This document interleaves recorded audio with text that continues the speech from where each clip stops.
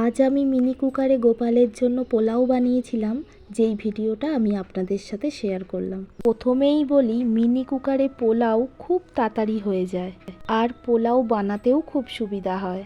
প্রথমে গোবিন্দভোগ চালের সাথে হলুদ মাখিয়ে চালটাকে 15 মিনিটের জন্য শুকনো হতে দিই। আর পোলাওয়ের সাথে কিছু সবজি ভাজাও করব। গোবিন্দভোগ চালটা শুকনো হতে হতে এদিকে আমি সবজিগুলোকে কেটে নুন হলুদ মাখিয়ে রেখে দেব। সচরাচর পোলাও করতে গেলে আমাদের চালটা সিদ্ধের জন্য হাঁড়ি প্রয়োজন, আবার অন্যটা ভাজার জন্য কড়াইয়ের প্রয়োজন।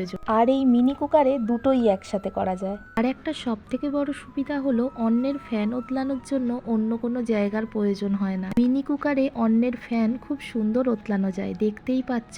আর এরপর কড়াইয়ে 1 চামচ ঘি দিয়ে কাজু কিশমিশটাকে ভেজে নিয়ে সামান্য নুন আর চিনি দিয়ে অন্নটাকে ভেজে নিলেই তৈরি হয়ে যাবে পুষ্পান্ন। আসলে না, আমরা ঠাকুরের জন্য এখনো সেরমভাবেই পোলাও বানাই যেভাবে আমাদের ঠাকুরমা শাশুড়িদের থেকে শাশুড়ি আর শাশুড়িদের থেকে আমরা শিখেছি। আর আমি আগেই বলেছি, মিনি কুকারে খুব অল্প তেলে ভাজাভুজি হয়ে যায়।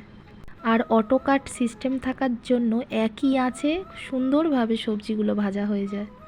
আজ আমি আমার গোপাল ঠাকুরের জন্য বানিয়েছিলাম পোলাও, বেগুন ভাজা, পটল ভাজা আর আলু ভাজা।